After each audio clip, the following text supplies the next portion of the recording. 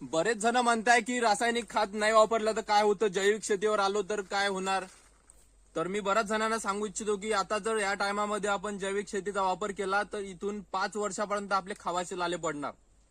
कारण एकाएकी आपलं जमिनीला बदल पाडणं म्हणजे खूप भारी आहे.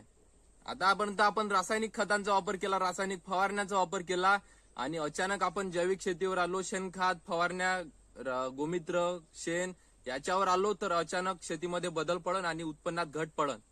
म्हणून शेतकऱ्यांनो करा, पण हळूहळू बदल करा. असं नाही की रासायनिकच वापरला पाहिजे. जैविक शेती खूप महत्वाची आहे समोरच्या युगामध्ये. कारण रासायनिक शेतीमुळे आपल्या जमिनीवर रोग खूप वाढले, अतोनात वाढले, बिमाऱ्या खूप वाढल्या, खर्च पण खूप वाढला आणि उत्पन्न पण कमी होत आहे दिवसेंदिवस. तर तुम्हाला कसं वाटते ते तुम्ही विचार करा याच्यावर.